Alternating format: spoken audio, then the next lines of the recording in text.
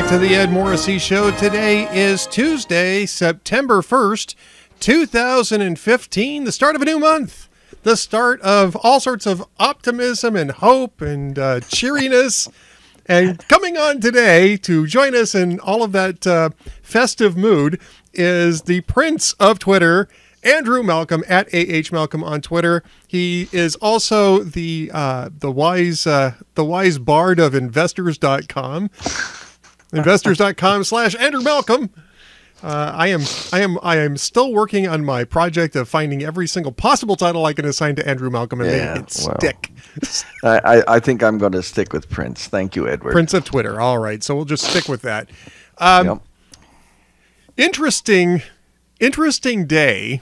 Now, and I say this because there's all sorts of different things we could be talking about, but right now, at least for the moment, since last night, the main topic has been the new tranche of Hillary Clinton emails.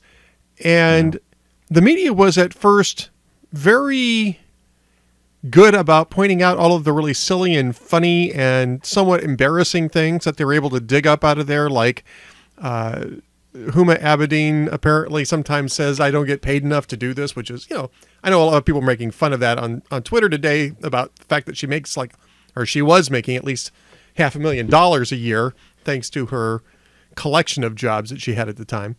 But everybody complains like that. But it was Sean Davis over at The Federalist who pointed out, hey, there's a little bit more to this thing.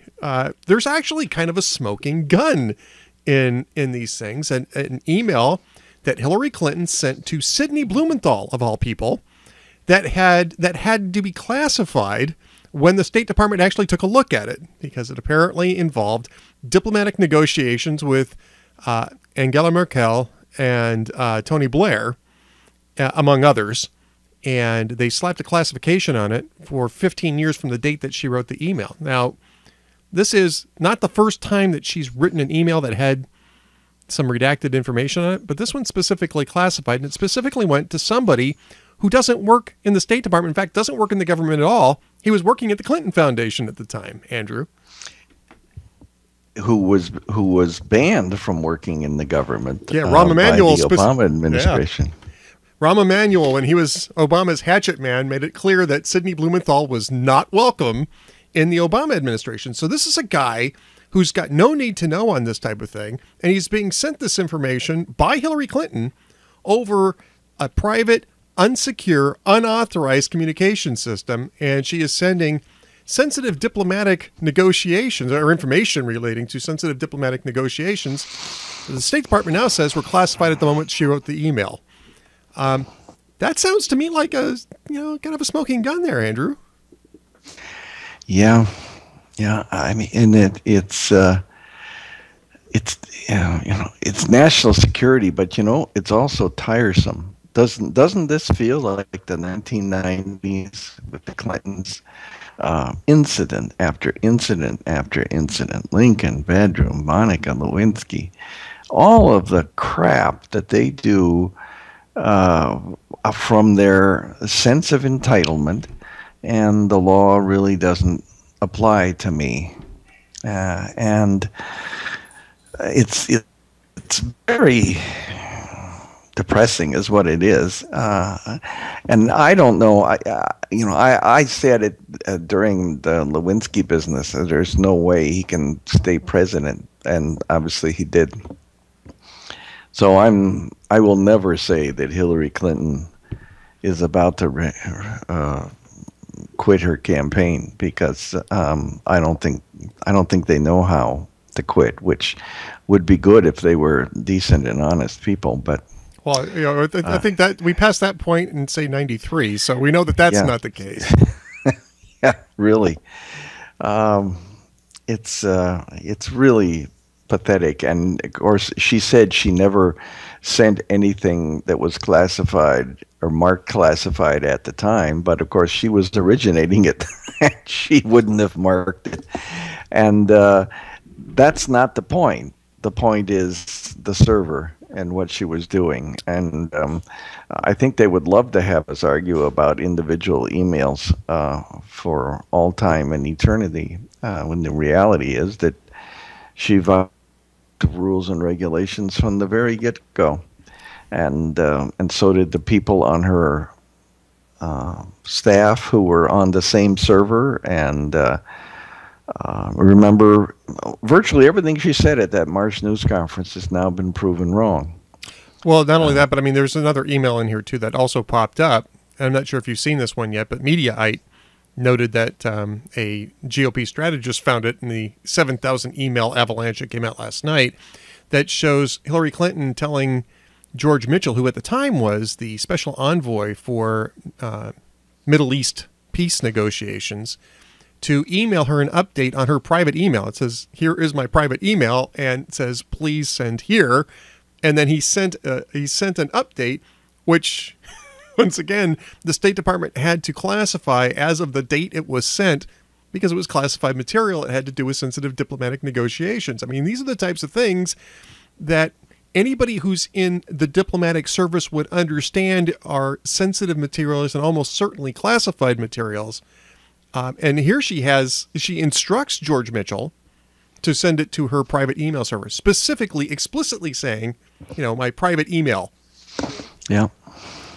Well, she didn't have any accomplishments other than flying all those miles as Secretary of State. It's true, yeah.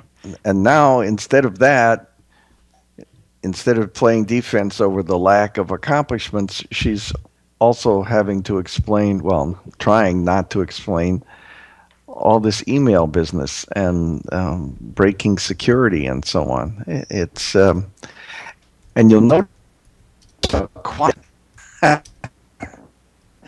how loudly quiet the White House is. Yeah, you notice all that. Of this. They're being very quiet about this.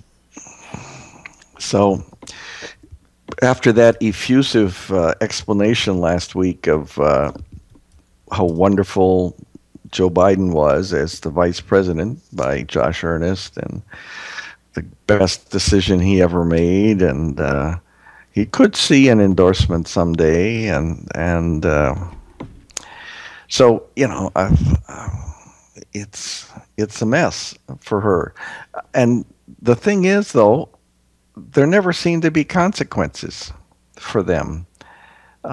And this fits in with the ongoing meme about Washington, which is the one that bothers me so much, which is there are no consequences. Remember the Accountability Review Board of Benghazi at the State Department? Yeah, that's interesting. Two Washington insiders, the Admiral Mullen and the other guy, investigate the State Department on the whole Benghazi situation without talking to the Secretary of State, and decide that, there's no one person, there's some systemic problems that they have. And this is the way Washington handles scandals, to cover bureaucrats covering each other's behind.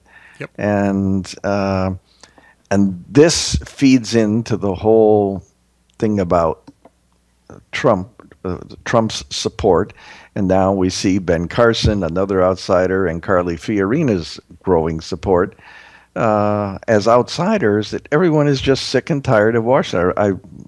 I did a piece this morning about why are outsiders. I saw that. Yeah, that's another thing I want to talk about. So let's go ahead and bring it up now. Why are outsiders doing so well? And, the history of Washington, strangely enough, is that it was a swamp. It's the only reason that Maryland was willing to give it up to become the site of the new federal capital back to the founding fathers, was because it was a useless swamp. And, they've filled it up with monuments and big buildings now, but they and egos. Right. Landfill. But it's still a swamp. And George W. Bush ran against the bitterness in Washington in 1999 and 2000, and Obama promised to change it. At least George W. promised to try. He didn't say he would, but Obama promised to end the bitter partisan divide, and obviously he's made it worse. And now he's off. Glaciers melt in Alaska for 3 days. So it's this feeds into that whole meme that I think so many Americans, myself included, have about that place, which is nothing gets better, nothing gets done, and it's always the same. They cover each other up, and the media becomes a part of it instead of being outsiders covering this place and the silliness that goes on there.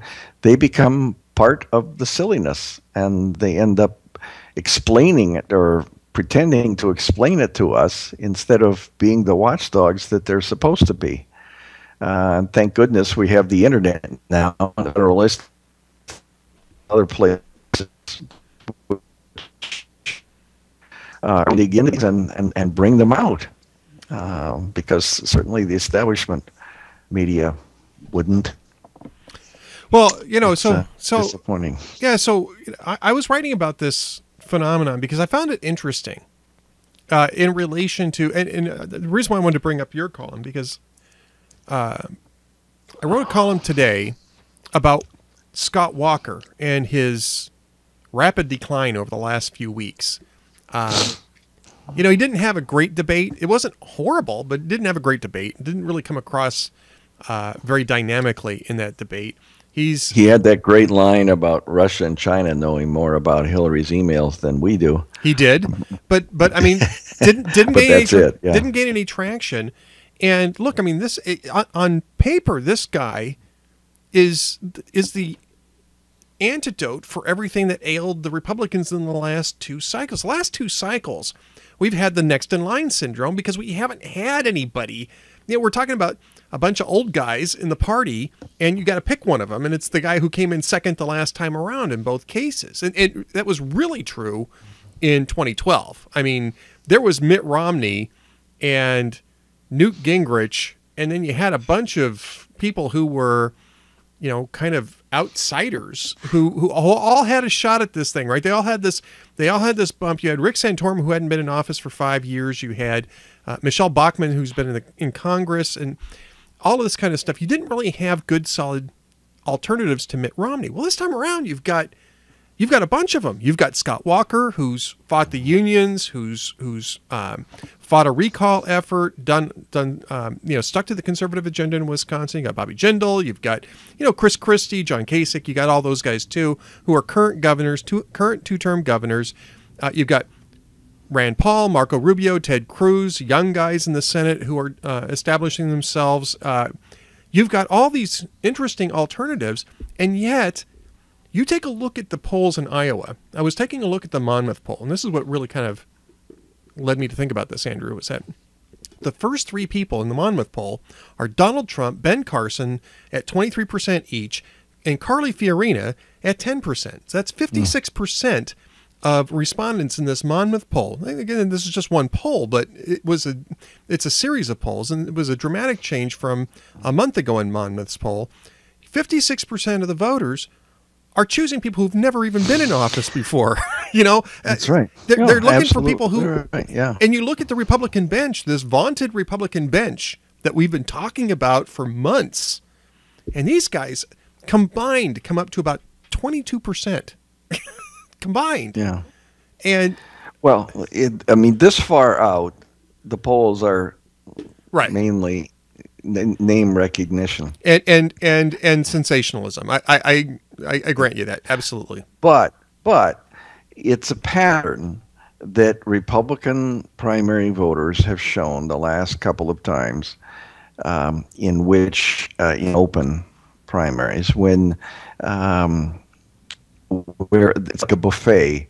They come up to the buffet, and for 2 or 3 weeks, they taste one particular candidate, make him or her their favorite, and then they fall down. I mean, we had Newt Gingrich, who was number one. We had even Herman Cain, Michelle Bachmann. Fred Thompson was a surefire winner 4 years ago, and then we had Rudy Giuliani. Remember, 8 years ago, he was guaranteed to be the winner. And none of the people who have been in the lead at this point have ever ended up with the nomination. So I think what we're going to see is we're going to go through this cycle, and I would expect Trump to stay where he is, maybe dip a little bit. Carson, it looks like we're at the beginning of his turn to be the favorite flavor of the month.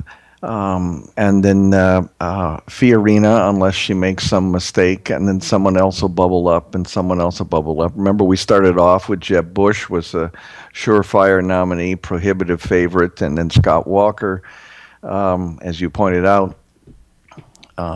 It's interesting to watch, and it's part of the messiness of democracy and the vetting process that isn't applied across the board on the Democrat side, but the media applies on our side, and Yeah. and that's what caught up Herman Cain and the others. So, and when we had Steve Forbes, I don't think he was ever number one, but he was in the mix. And John McCain was absolutely dead 8 years ago. I mean, he was totally finished. His campaign had exploded. He was flying commercial in the middle seat. He was doing blogger interviews. He was doing blogger interviews, right? Because he couldn't get on. He couldn't get on the screen of the political media, so he was doing blogger interviews, which was great for us. We loved it. I really enjoyed talking to the guy. He's an interesting guy to talk to. But he was flying commercial in the middle seat from Washington to Charlotte to talk to the Rotary Club, and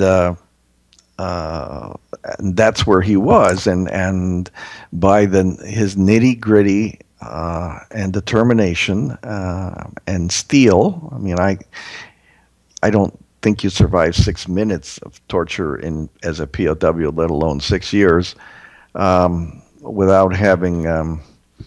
There's an expression in Korean that I forget. That's steel in your spine. Yep.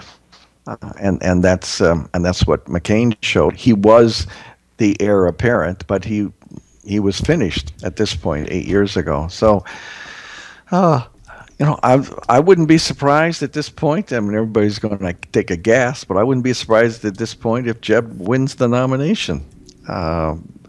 Everybody else gets to be the favorite, and he's got the money to hang in there, and the others don't.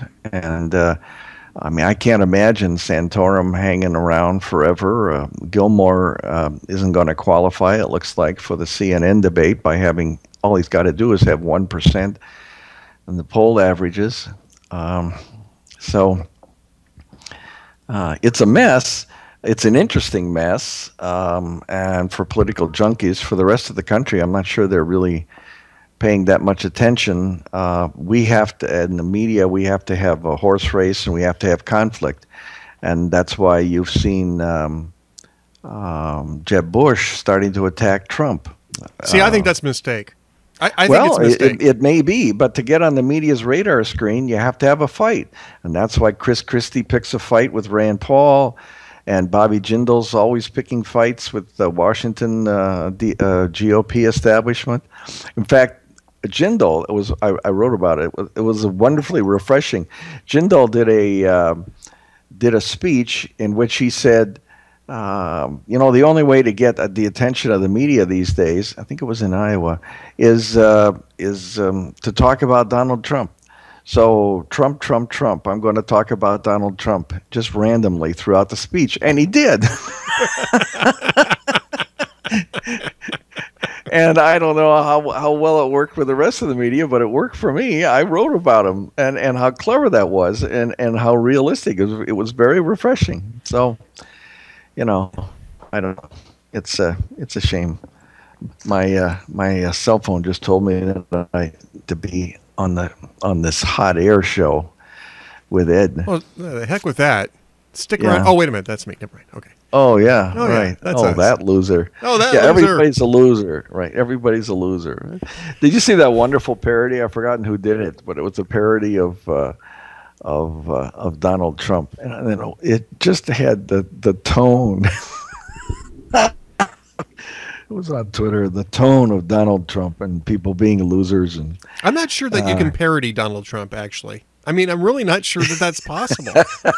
That's true. I'm not even being snarky at this point. I'm not sure that there isn't anything he wouldn't say anyway. I mean, so I'm not sure that you could. Yeah. The only way you could maybe parody him is to try to do an impersonation of him as sort of like William F. Buckley-esque sort of figure. I think have him say the Right. same things in a William F. Buckley-esque sort of tone, and that's I had a piece a couple of weeks ago that said Trump supporters worry that he might soon say something sane. yeah. Let me look. The guy. The guy is capturing a moment, right? I mean, he's capturing a moment. Well, and he knows how to play the media like the Absolutely first does. violinist at the Chicago Symphony. I mean, the guy is brilliant at it, and I can't. I mean, as a former, I don't know what's mainstream anymore, but as a former journalist who was covering this stuff, I can't imagine being in the position of seeing somebody doing stuff like that and then falling for it. It's like, wait a minute. Oh, it's like, when you're training dogs, okay, chase the ball. Now give it to me. Give me the ball. And you give them a treat. And the media is the dog. And at some point, the dogs don't do it, but at some point you go, wait a minute, why am I doing this? And you're doing it because Donald Trump is so good at playing the media. Other people have been good at it. Obama is good at using the bully pulpit, and actually Josh Earnest in his gaggle on Air Force One yesterday on the way to Alaska was fairly honest about. Well, first of all, the president, he didn't say 57th state, but it is. The president was excited to get to Alaska rather than just for a fuel stop and see all these interesting, exciting things.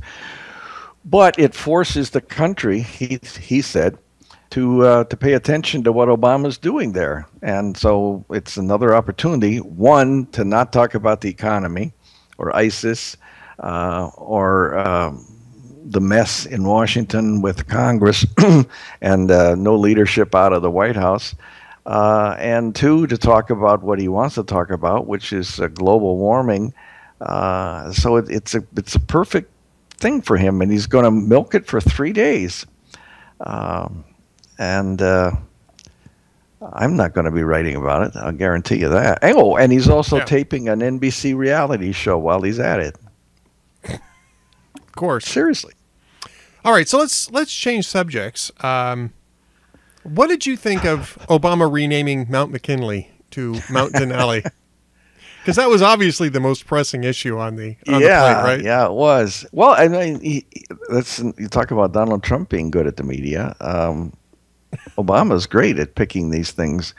It doesn't matter for beans to anybody, really. It's the original name that natives in Alaska have called the mountain, and they've always called it that. They still did, even when it was McKinley. The state has called it that. So it's a gimme for Obama. What the meme it fits into, which I think drove so many people angry, is it was named Mount McKinley by an act of Congress. So once again, Obama runs around Congress by just having his Secretary of the Interior write up a letter that she's decided to change the name. In the big picture, it doesn't matter.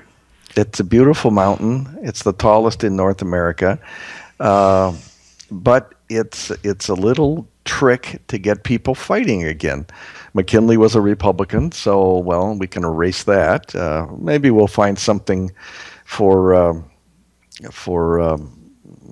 honor that president. He was a really good president. He was assassinated, but he had a really good economy. He was very strong on immigrants and folding them into American society, and probably more importantly, from his point of view, folding them into the Republican Party, and it worked wonderfully for some time.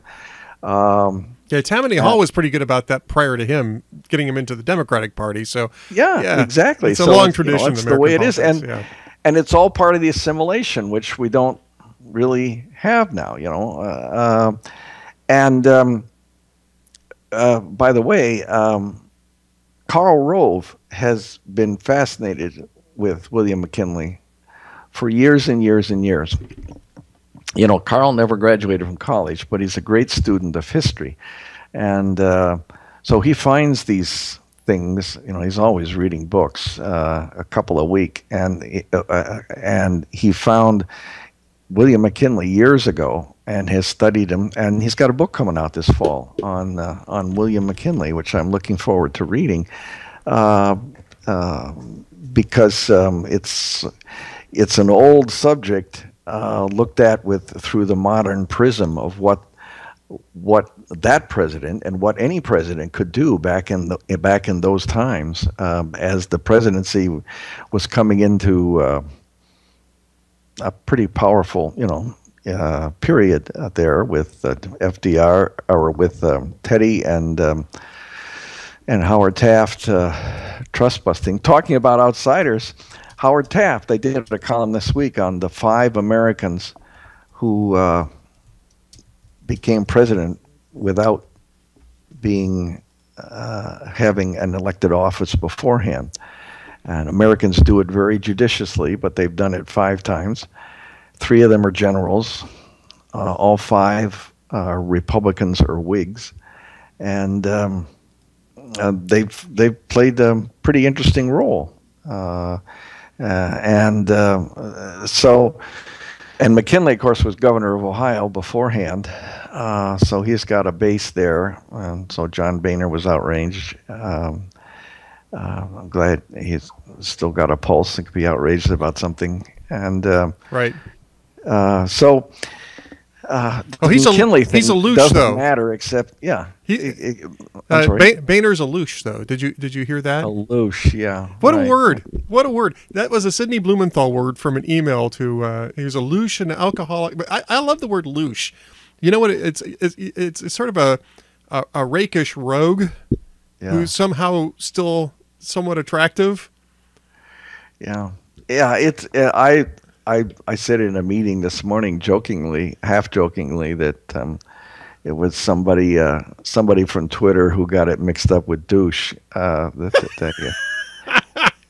got to be honest with you. I had to check it out to see if it was actually a word, because I wasn't sure if they just misspelled it. The L isn't terribly close to the D, but you never know. Yeah. Okay, so it's about 6-7 letters apart on my keyboard anyway. So there's this whole. I was talking with somebody recently, and there's this whole sense of unease among people these days, and it's hard to put your finger on a cause, but it's a combination of cause. It's a combination of feelings that there's no real strong leader at the helm, that the economy isn't responding as it should, coming out of a recession, the weakest recovery since World War II, that the government doesn't run very well, that IRS is crooked, that ISIS is running rampant. The president says we're winning, and the generals go, no, it's a stalemate at best. And then here goes Obama off to look at glaciers and say that global warming is the biggest threat to this country. Okay, it can be on his agenda as a big threat, but it's kind of laughable to people who are going through what Americans are going through these last 5 or 6 years to tell them that the biggest threat is that things are getting too warm, especially when he's in Alaska. And you'll notice he went there in September. he didn't go there to watch the glaciers melt, because after October they're not doing a whole lot of melting, so there's this sense of end of days thing. I mean, that things are just in a terrible mess. Jimmy Carter, to his detriment, talked about the malaise in the country. I have no memory of it being anything at all like this unease and uncertainty, and it makes people do seemingly inexplicable things, like falling for Donald Trump or other things. By the way, somebody mentioned that as a tribute to William McKinley, since he doesn't have the mountain anymore, that they should change the Cleveland Indians to the McKinleys.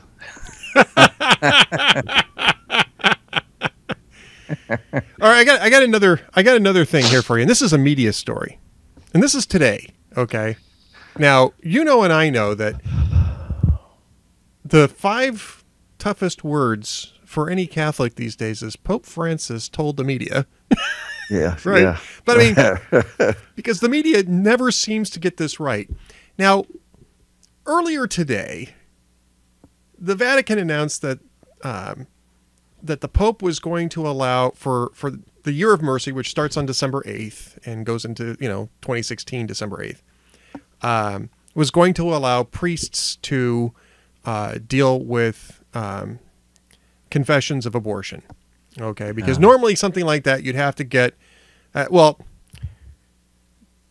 least the SOP on this had been that you had to get the bishop involved in those types of cases. However, like 30 years ago, St. John Paul II allowed bishops to assign that task to the parish priests, which is pretty much what happens, at least in the United States. That's how it's handled. So that's how it's dealt with here. So there was a lot of breaking news today. Breaking, Andrew. It was breaking that the Catholic Church would allow for the forgiveness of the sin of abortion, and then it's like, well, they always have, right? I mean, you have to go through that process. You have to sincerely repent and sin no more, as it said. But that's always been the case. Now you can make the argument that, these are sensationalist headlines over something that really is just a procedural change, and only a temporary one at that. And in the United States, it's not a change at all. It's been done that way for a very long time, thanks to John Paul II's thing. But you have to be Catholic to know this stuff, or at least you have to ask a Catholic, which apparently is beyond some of these media outlets. Now, I say that, and you can make the argument that that's just sloppy work, that is, the type of thing that is just kind of, they're grabbing the sensational headline and going with it. But there's at least a shred of truth to this. There was some sort of change, and it involved abortion, and it's worth reporting. And I think it was worth reporting, as long as you had the context right. Then you have MSNBC. And I'm going to show you a graphic, and they've already fixed it. I will say that before I even put this up there, but I'm going to put a graphic up on the screen, Andrew, so I will read it to you because you won't be able to see this. But this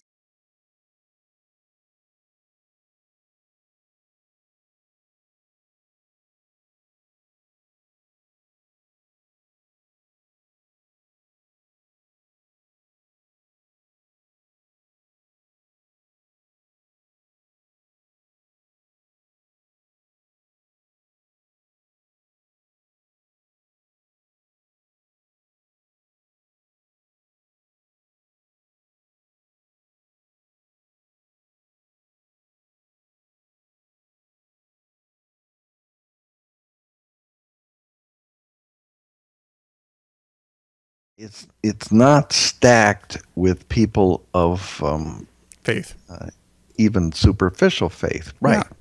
And back in the day when they could have beats for everything, there was, including on the New York Times and other major papers, a religion reporter who would write about religion and put these things in context.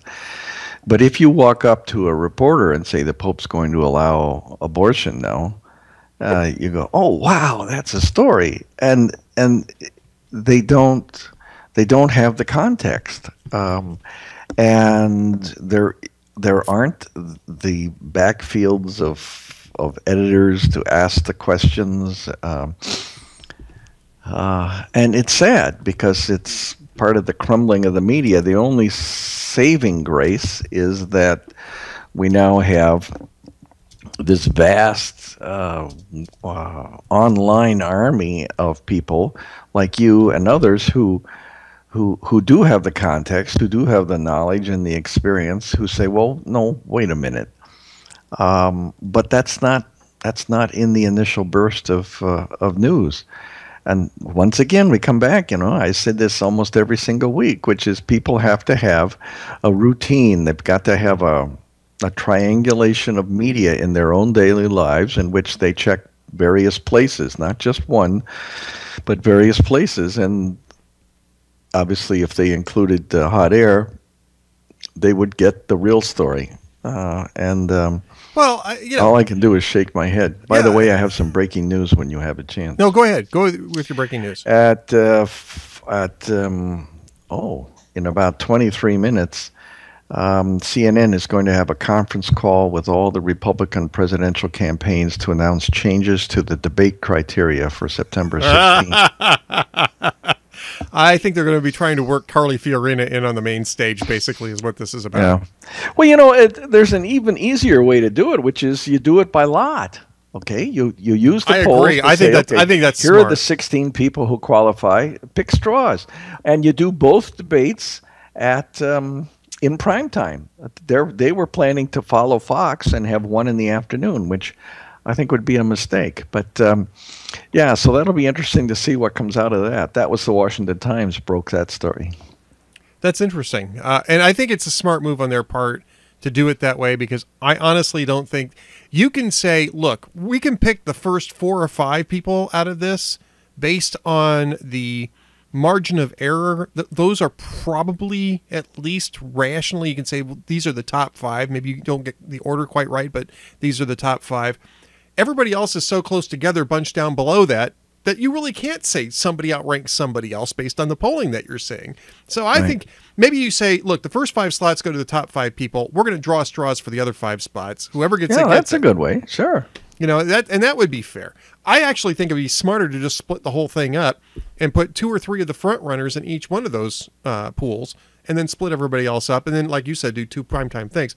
I honestly am not a big fan of the debate process. The last one was actually not bad. It actually worked pretty well, but it's rare that you get a debate that's worth watching out of these things because of the way that they're formatted. And you and I have talked about this a number of times. I'm just not sure what you do in place of that when you've got 16 candidates that are, at least should be taken at least somewhat seriously. I mean, these people are absolutely Jim Gilmore, absolutely. George Pataki. They may be getting 0% in some of these polls, but they were office holders. I mean, both of those guys were governors. I mean, you can't just say nutcase. This isn't a case of some guy on the internet, filing FEC papers. It's not the case of like Alan Keyes. Yeah, no, you're right. Right. So, look, I mean, I think that unfortunately, this is one of those situations that Reince Priebus just simply couldn't. What do I say? He couldn't anticipate foresee it. He couldn't anticipate it. And again, it gets back to that whole thing of that we thought that there was going to be this great Republican bench, and we just simply wouldn't get any of these, what we used to call stunt candidacies, because the field would be so impressive that it would keep out the also-rans like the Gilmores and the Patakis and the outsiders like Fiorina, Carson, and Trump.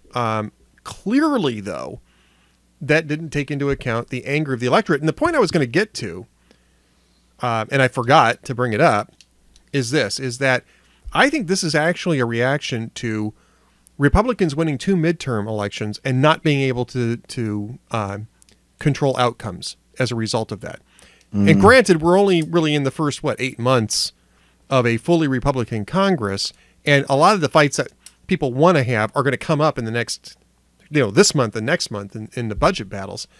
But, I mean, people aren't getting what they were told they were going to get when Republicans won Congress, and they're angry over it. And in my post, it's going to go up in about 45 minutes or so. I basically what I'm concluding is that people, unless people start seeing the Republican Congress start to fight for some of these things, which should start like now, if they want to make an impact on this, they're going to look for the outsider that they think can kick the Republican Party in the ass hard enough that they can still trust. Right now, it's looking like Donald Trump. It might end up being Carly Fiorina. Who knows? Might even be Ted Cruz, who I think would be the natural in this field to go to. But they don't trust Republicans anymore. The Republican Party doesn't trust Republicans. And they certainly don't trust Congress as much as I like a couple of the people who are running now from the Senate, I think an awful lot of Americans have had enough of freshman senators who haven't really done anything but talk a great game. Yeah. And that's what we're living with now, and the consequences of falling for it. So I don't think it's going to be somebody from Congress. Maybe as a vice president. You know what I think, Andrew? What? I think that it's time for the lightning round. Which, boy, that shook me up in the earphones here. Oh, sorry about that. I had it up a little too high. The lightning round where you ask the questions in the chat room, and Andrew and I offer back. Oh, it's called pithy. It's never called pithy. It's never called pithy. We're never pithy. We always promise. We never deliver. We're like the Republican Party in Congress. Oh, I'm sorry. I didn't say that. No, I'm just joking. All right. So if you want to ask us a question, if you want to play Stump the Old Guys, you can put a Q : space and your question in the chat room. Andrew and I will, apparently it also startled people on the other end of the show. But if you do have a question, Q : space and your question in the chat room, and Andrew and I will answer it. We do have the first question up, and guess who it's from, Andrew? Jeez. Juanito?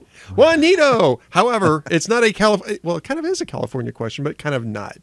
Latest Hillary Clinton email release was the main headline above the fold today in The Sacramento Bee Has the World Gone Mad. It's interesting, though. I mean, it kind of is interesting. This is actually a news story about Hillary Clinton that has gotten traction and has kept traction for the last 6 months. Yeah. Oh, yeah. Well, I don't know. I'm being very cynical these days about. So they end up writing about the emails instead of the fundamental problem, which is her lack of security at all, and her entitlement and high-handedness and arrogance and so on. But I guess it's better than nothing.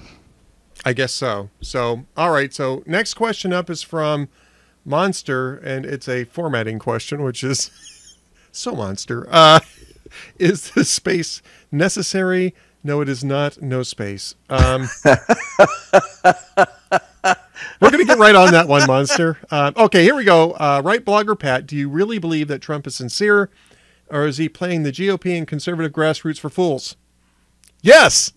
Yes. Yes. How's that? Yes. Look, do I think he's being sincere? I think he's being sincere in the belief that he is going to promote Donald Trump to the greatest extent that Donald Trump can promote Donald Trump. I mean, that's Donald Trump's business, is self-promotion. This is just his new venue for it. Do I think he's serious about running for president? Yeah, I think he is, actually, but it's all about him. I mean, to some extent, every person who runs for president has an ego the size of at least Wyoming, if not Texas or Alaska. But Donald Trump, I mean, that's almost the selling point for Donald Trump. But do I think he's serious? Yeah, I don't think do I think he's committed to the conservative agenda? Absolutely not.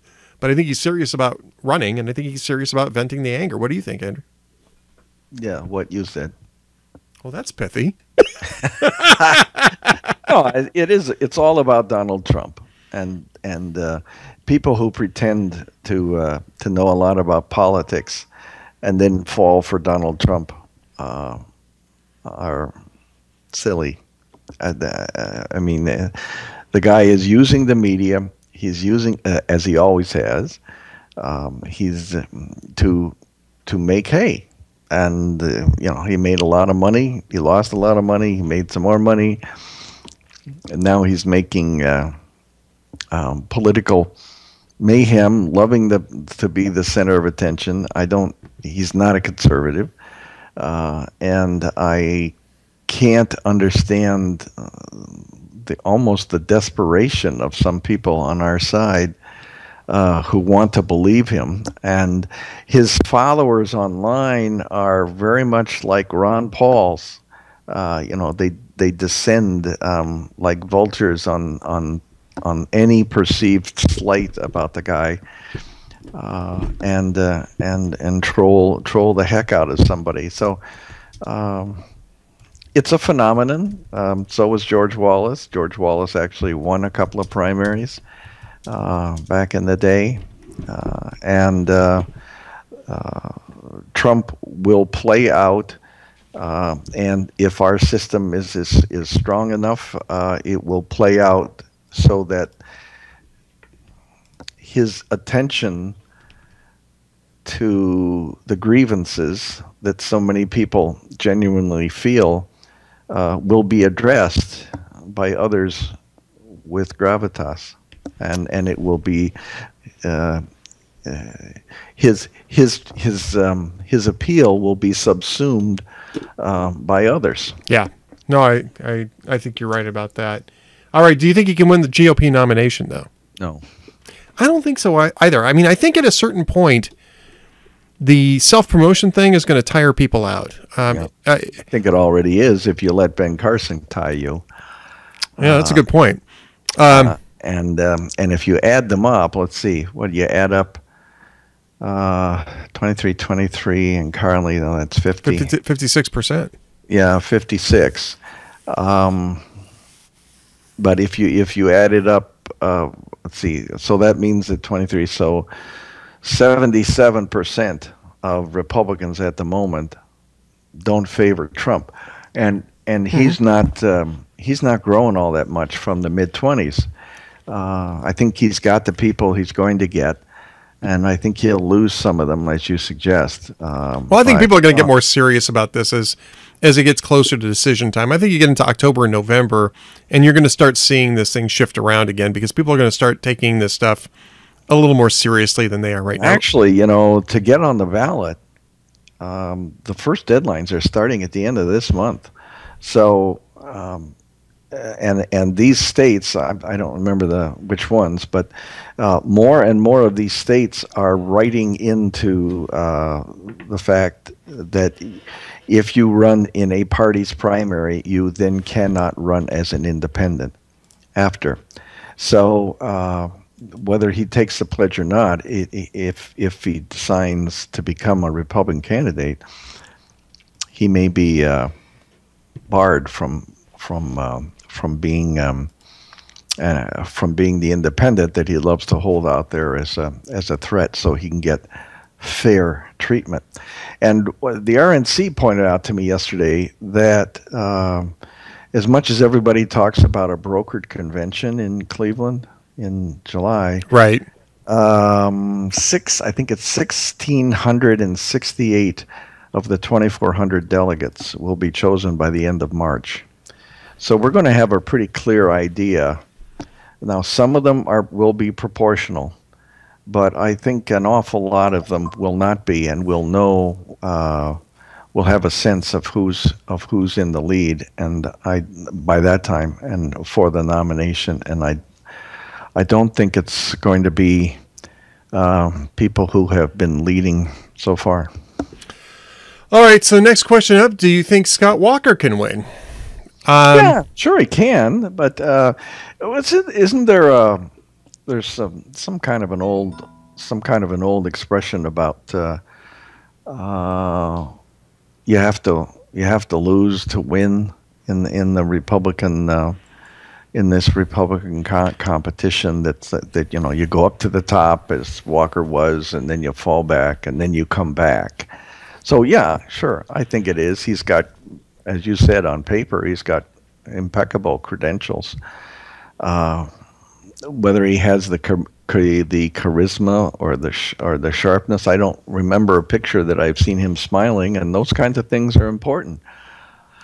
You never see, for instance, Marco Rubio without him talking optimism, smiling, whatever. And those things are cosmetic, but they're not. They're important. And just as the way individuals look in public. You could say, "Oh, it doesn't matter whether I have a new shirt on or a clean shirt," but it does. Those things add up in people's impressions, and over time, and we're not very far into this, over time, people make judgments. And you'll notice even in the newer polls, Rubio is still the second choice of most Republicans. So, watch for him, I think, to do well if if the favorites of an awful lot of people don't continue to succeed. Yeah, if they fall back. I think Walker might still be the guy who has the most upside for a reevaluation down the road. Again, this is assuming that the electorate changes its position at the moment and is open to that. But this is a guy is in a second term as governor in Wisconsin. He was already a national figure because of the recall effort. Is a favorite target of the Democrats, has bested them every single time, and the guy's got a good track record. He does need to. The shortfall, I think, with Walker is, first off, he kind of stumbled out of the gate a little bit.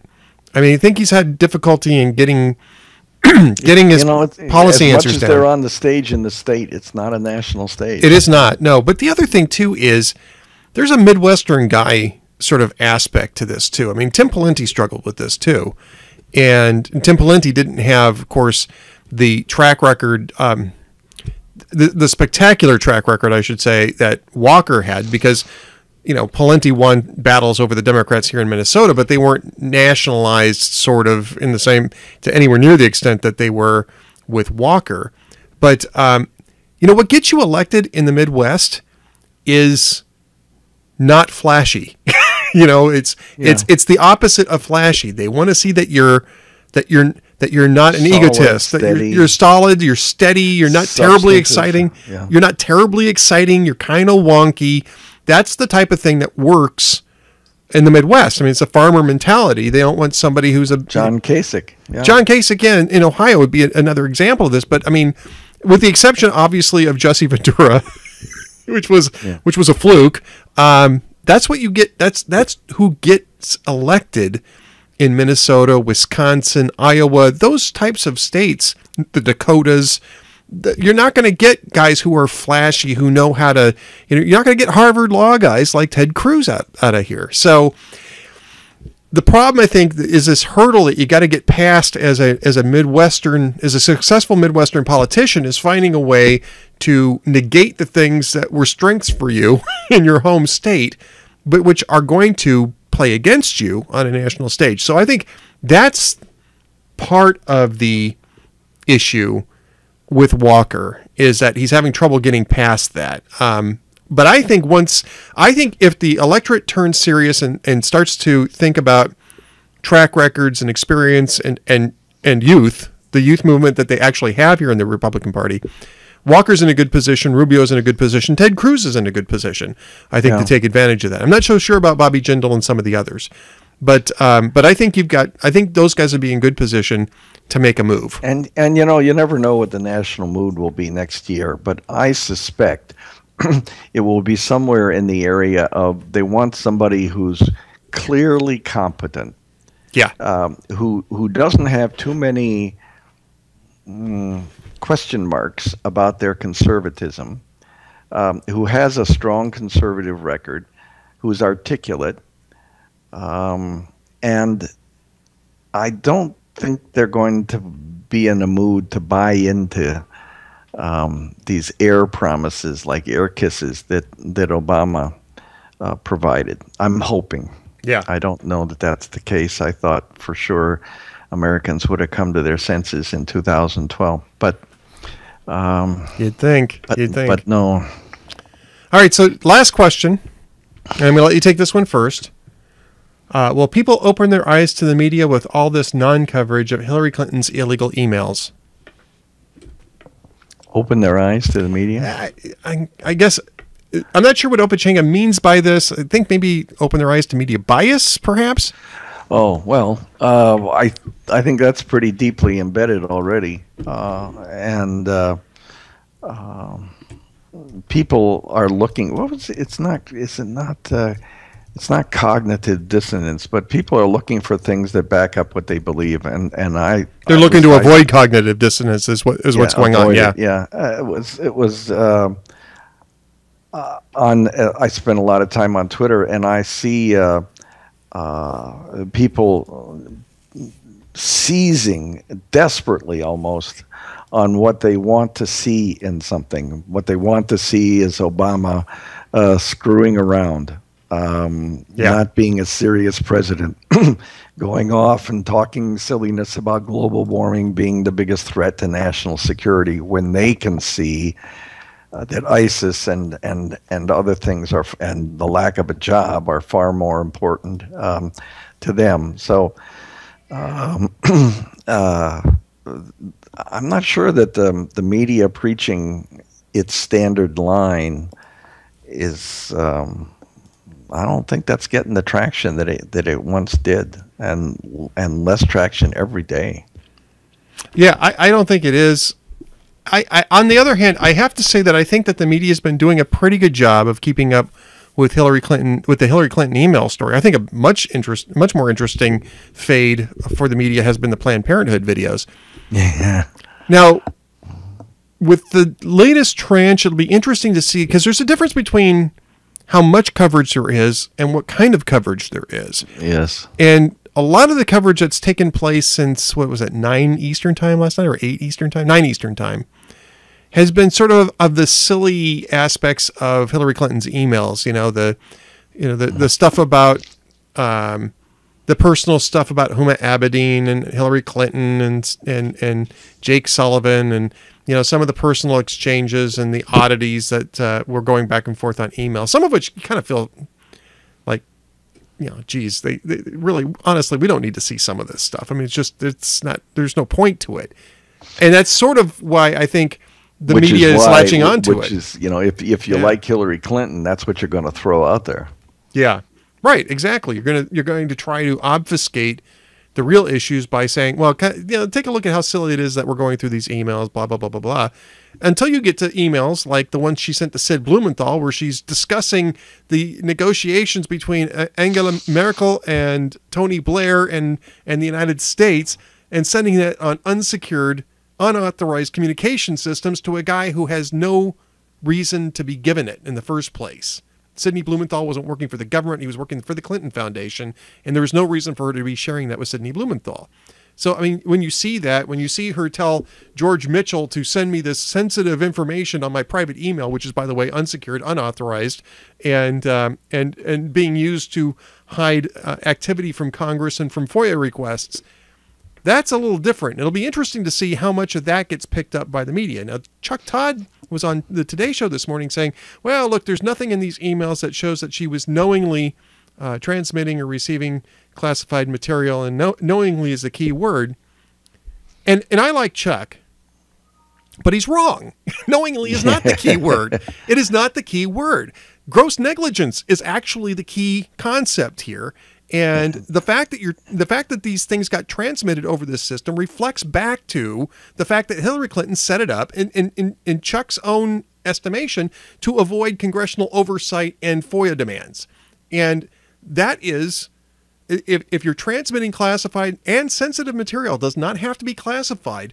Under those conditions, you can be charged with crimes under 18 USC 793 F1. And Chuck should know that. I don't think he does, but he should know it. He should have been taking a look at that. So there's been plenty of media coverage. I'm not sure that the media coverage has been sufficient for what the issue is. Right. And I think that's what Hillary's counting on to cover up what they always show, which is a sense of regal arrogance that they have about how they want to do things. Right. Whether it's money, emails, rules, regulations, that doesn't really apply to them. And that's been chronic, since they probably before they came into public life, but certainly once they did. Yeah. Yeah. I mean, that's definitely, I think I got to tell you, I just think that this is a bigger issue than the media is making out. I can't complain about the fact that the media is not covering it, because they are, and it's how they cover it. It is, and that's what Hillary's counting on, is that people will get tired and they'll get distracted and they'll get lost in the weeds of well, what was Federal 21793 F9, and they'll just give up and go, yeah, well, that's old news. Yeah, instead of saying why is Hillary Clinton sending diplomatic, confidential diplomatic matter over an unsecured communication system to Sid Blumenthal, who wasn't authorized to look at it. I mean, that's a better way of putting it. Why is she and wasn't authorized to work for her? Wasn't authorized to work for her, yeah. And so it's, on the other hand, and this is just coming across today. This is from Reuters. I got to read this to you. It says, Dan Hill, who introduced the use of facial coding in market research, is the author of four books, wrote about reading Hillary Clinton's body language and discussing the email debacle. For relatively long stretches, given that she was holding a news conference, Clinton repeatedly closed her eyes. By itself, that facial muscle activity is a sign of sadness. But add to this how she often raised her eyebrows in ways not necessarily emphasizing her comments. And that usually signifies both sadness and anxiety. Back in New York in June, Clinton had been crisp, polished, and forceful. Fully 2/3 of her launch announcement news conference either involved her smiling happily or showing resolved, as when she talked about how she would move America forward. But the Las Vegas version was a startling contrast. There, this veteran politician closed her eyes, perhaps signaling she was weary, maybe wanting the email debacle to just go away, roughly 9 times more than she smiled. And her smiles were usually compromised by her simultaneously making an ironic or even sarcastic remark. Normally a confident speaker, the Las Vegas Clinton betrayed an equal number of instances in which her mouth pulled wide in a classic look that can signal fear. Yeah. So, that's actually kind of an interesting aside. Yeah, Kudos to Reuters for... That stuff is fascinating. We had to read in graduate school a book called The Silent Language, and it's how all creatures communicate without words. And I remember very vividly a picture of birds sitting on a telephone line. And then underneath it was people waiting in a line to get on a bus. And they'd all apportioned each other the same amount of space, a personal space, the birds and the people. That's the kind of silent language, whether it's body language. And there's a wonderful lecture on TED about that. Body language and how you can actually fool yourself into being more confident than you may feel. For instance, you get on an elevator, there's one person there. What happens? Without a word, you divide the elevator in half. Right. You go to one side, the other person goes the other. Another person gets on, the elevator is cut into thirds. If you get on an elevator, there's one person there, and you go stand next to the one person, that's a no-no. And that's the kind of silent language. And people, whether they realize it or not, people watching these debates, people in the Franklin's focus groups and others, they're reading that stuff. Yeah. And they're reading whether they think she's telling the truth. And, of course, I'm biased because I've studied her and her husband for such a long time. But there's no way you can look at that, at her Las Vegas performance and not go away saying she's lying through her capped teeth. Yeah, exactly. All right, well, we're out of time here. I've kept you longer than I even begged you to say this time around, Andrew. So we need to get to the jokes of the day. What are the jokes? Fine. What jokes of the week, speaking of Hillary, Jimmy Fallon says a new poll finds that Hillary Clinton has lost 1/3 of her supporters in Iowa since May. But actually, there's some debate as to whether she lost them or just deleted them. Good question. Good. And Conan O'Brien, as a prominent spokesman for those of us with fair skin, says one of the world's most popular nude beaches is in Ireland. So next time you're there, make sure you ask to visit Melanoma Cove. Yeah, the Irish aren't Yeah, really well known for having good tans, by the way, just to let you know. Yeah, Or for that matter, yeah, warm beaches. yeah, right. And finally, Conan also said that BuzzFeed is said that it's going to start making movies. So a second here, I gotta get rid of this. BuzzFeed is going to start making movies, so make sure next summer that you check out the anticipated blockbuster, The Avengers versus 14 Cats That Look Like Hitler. I knew there was a cat joke coming on that one, though. Yes, indeedy. So they're going to make movies? Yeah, apparently. You know, I got to tell you, right before we go off the air here, I went and saw, if you've got kids or if you've got grandkids, go out and see the Shaun the Sheep movie. If you haven't ever seen Shaun the Sheep, it's hilarious. I love it. My granddaughter has loved it since she was very, very, very small. So we took her to go see the movie. It's delightful, but it's hardly playing anywhere, and it's going to disappear soon. So before it does, I would tell people... subscribe to Netflix. Yeah, subscribe to Netflix or Amazon Prime, which I think actually already has it because it was released in the UK, I think, like in January or something like that. And that may be one of the reasons why the theater thing here is slow. I don't know if you can access it from the United States yet anyway. But I would highly recommend it. If you want a great laugh, go out and see the Shaun the Sheep movie. Maybe even if you don't have kids to take there, borrow one of your friends' kids because it's just that good. You'll really enjoy it. So just wanted to make sure I pass that along. Andrew, of course, thank you. Our bard in residence here on Tuesday afternoons. I'm just working on a few other things here. Just in case you are incorrigible, Morris. I know. You really are. I'm a trouble causer. I just know it. Mischief maker here.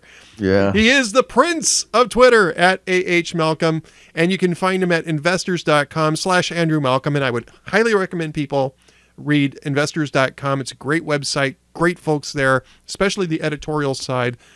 Michael Ramirez, of course, 2-time Pulitzer Prize-winning editorial cartoonist. Lots of great other editorial writers there. So be sure to check all that out while you're there. And Andrew, we'll see you again next Tuesday. You certainly will. Thanks, everybody. Thank you, sir. Andrew Malcolm has been my co-host, my partner in crime here for the last hour or so. I want to thank everybody else for being with us. We didn't have any other guests today. We will not have a show on Thursday. This is, I'm traveling again this week.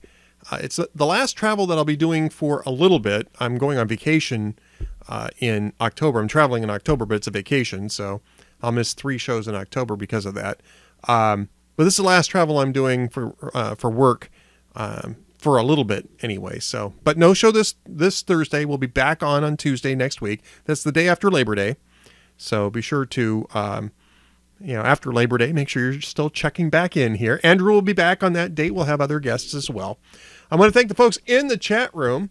Cranky T-Rex at crankytrex.blogspot.com, buzzpo.com, occasionally hotair.com. He's a great writer, and he's starting to get much more in demand, but he's here every single show to run the chat room. Thanks for being here, and thanks for all you do. Monster from e3gazette.com, actually e3gazette.blogspot.com, I believe. And, of course, he's on Twitter at @SumErgoMonstro and at Cranky T-Rex as well. You should be following both of them. If you're not already following them, come on, guys. It's been years. Get on the stick. No show on Thursday. No refunds. Your refund is in the mail, Juanito. Your refund is in the mail. Just keep checking that mailbox. I'm sure it'll show up there sometime. Let's see. Let's play a little walking music. If we can bring this back up here. We'll play a little walking music, and there we go. A little walking music here as we go along and go out of the show. Conservative Allure Hands, Iron Kid, Juanito Cabron. By the way, don't forget to put your own URLs and Twitter handles in the chat room. We're all about shameless blog promotion here at the Ed Morrissey Show. Kawaiko, Marlaw55, Mr. Fastbucks, one of the fabulous Tribbles. Opachenga, Prairie Dog SD, Right Blogger Pat back with us. T-Rand, TR4A, my cousin Mike. Great to see Mike in the chat room. sure we're not missing anybody. That looks like it's it. Behind me, keeping me on the straight and narrow, is the first mate. As always, it's a tough job, but somebody's got to do it. All right. And again, don't forget, no show. It's a no-show. It's a no-show. It's a no-show Thursday. No show on Thursday. Back on Tuesday. Back a week from today. 4 p.m. Eastern Time. 3 p.m. Central. 1 on the left coast. Don't miss a minute of the Ed Morrissey Show. See you later, folks.